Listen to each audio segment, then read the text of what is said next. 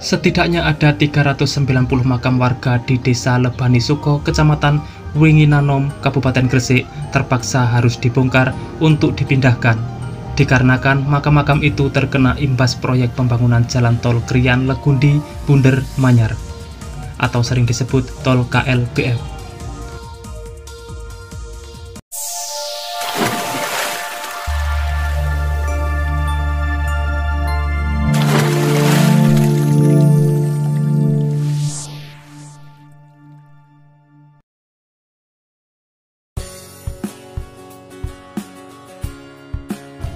Assalamualaikum semuanya.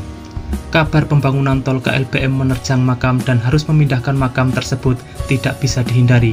Sebanyak 390 makam harus dibongkar dan dipindahkan. Bagaimana informasi selengkapnya?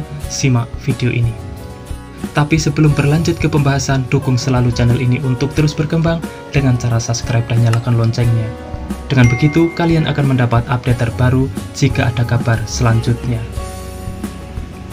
Dikarenakan jumlah yang cukup banyak, pembongkaran makam itu pun dilakukan secara bertahap. Bahkan alat berat seperti ekskavator harus diturunkan untuk mempermudah proses pembongkaran makam.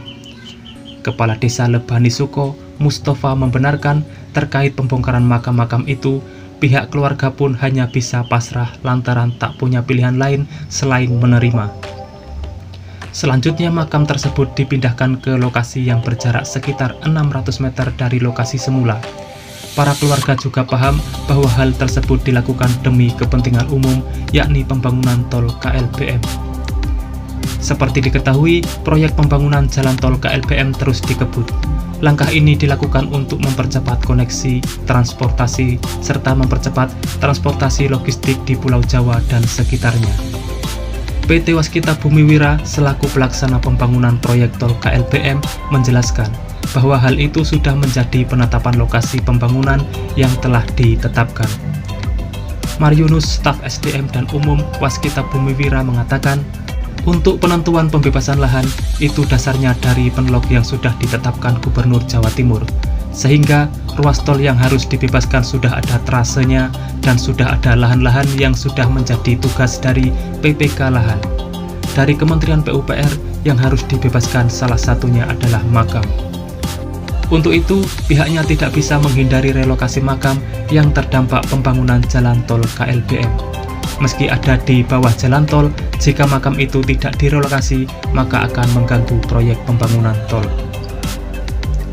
Beliau menjelaskan, memang makam berada di bawah tol, tapi harus tetap dipindahkan, karena ada tiang pancang yang harus diletakkan di area makam itu.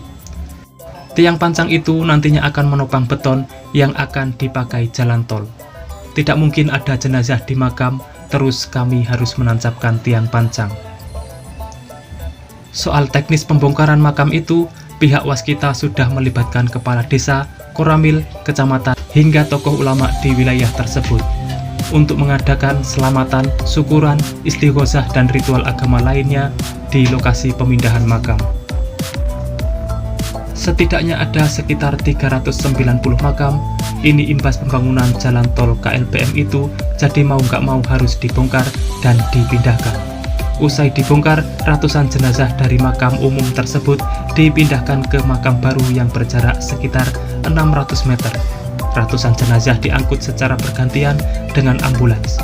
Pemindahan jenazah sudah berlangsung sejak Senin 20 Juni 2022 lalu, dengan melibatkan 26 orang penggali makam.